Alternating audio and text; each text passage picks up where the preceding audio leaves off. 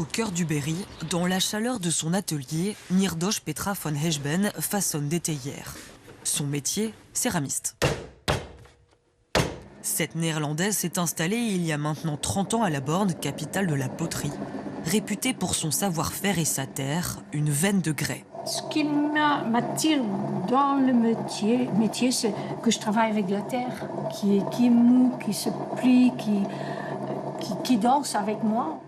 Elle a choisi le fait main, c'est une philosophie de vie et l'esprit de ce hameau de 200 habitants. Il attire des potiers du monde entier depuis l'après-guerre, un métier pas toujours facile. En été, Nirdosh Petra von Hechben vend moins qu'en hiver, alors elle donne des cours. Comme vieux, tu es respecté parce que tu as plus de connaissances. Et tu es quelqu'un, tu peux transmettre la connaissance. Je crois que c'est ça la différence entre les jeunes et les vieux, qu'il y a plus de respect. Ce soir-là, au village, une veillée rassemble 2 générations autour de 2 fours à bois. Mais le geste reste le même, ou presque. On est sur cette cuisson, eux sont sur celle-ci, mais évidemment que quand on a besoin de conseils, on les appelle, on les sollicite, parce qu'ils ont une expérience de vie que nous n'avons absolument pas pour l'instant. La cuisson traditionnelle s'apprend sur le tas.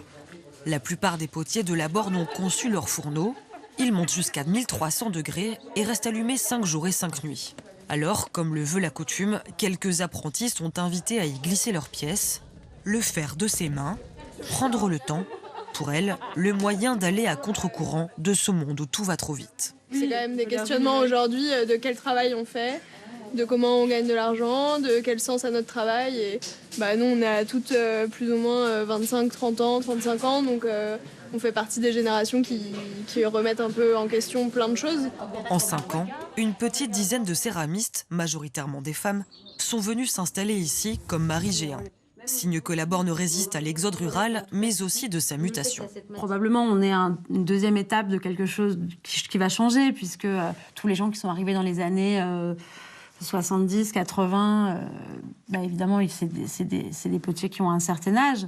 On a un travail qui est différent, mais en même temps, on partage quand même cet attrait pour la cuisson au bois, pour une certaine manière de travailler et de fonctionner. Si on s'est installé là, quand même, il y a ce commun, quoi.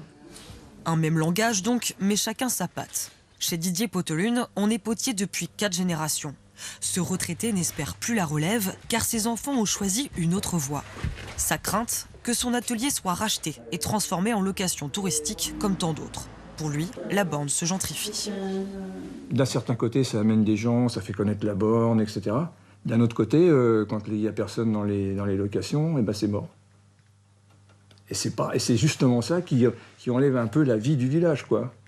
Quand il n'y aura plus que des locations... voilà. Pour le moment, le village d'irréductibles potiers résiste encore au dépeuplement.